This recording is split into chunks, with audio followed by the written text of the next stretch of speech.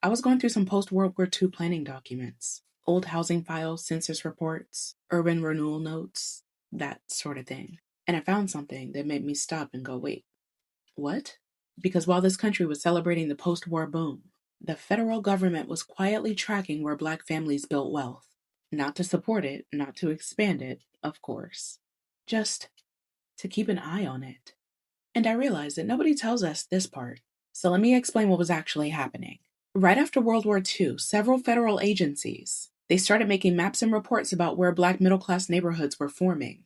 Not poor neighborhoods, middle-class ones. This included the FHA, the old HOLC system, which, by the way, their redlining maps were still influencing decisions being made, the Census Bureau, the Department of Commerce, and city planning boards. And what were they tracking, right?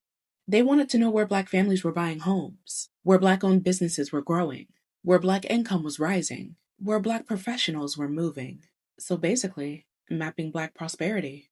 And the language in these reports, it wasn't positive. You'll see phrases along the lines of Negro income concentrations, areas of rising Negro prosperity, shifts in racial stability. And once those neighborhoods were identified, the pattern just becomes obvious. In cities across the country, Detroit, Chicago, DC, Atlanta, St. Louis, and plenty more, Black middle-class neighborhoods were flagged as risks to the existing racial balance. And after those neighborhoods were flagged, here's what tended to follow. Highways cut straight through them. Zoning changed to block business growth. Mortgage access tightened. Schools gerrymandered.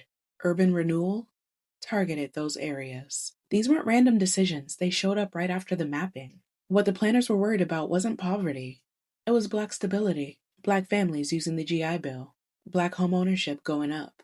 Black business districts getting strong. Black upward mobility to them meant political power, voting power, economic influence. And the planning documents read like they were trying to keep that from growing too fast. So here's the part that made it click for me. By the 1950s, these maps were being used to justify decisions that were made to break apart Black neighborhoods, thriving Black neighborhoods, highway reconstruction, redevelopment, denial of loans, neighborhood clearance, school lines drawn to keep districts unequal. Not because the neighborhoods were failing, though, because they were succeeding. Planning boards literally described Black middle-class areas as something that needed to be managed before they influenced nearby white suburbia. So the government wasn't tracking crisis. They were tracking progress and stepping in. So here's the real takeaway. Black prosperity after World War II wasn't something that the government just noticed. It was something they monitored.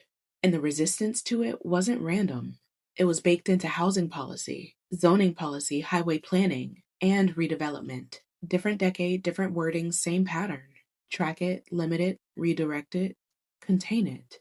And once you understand that pattern, a lot of what we see in modern housing just starts to make more sense.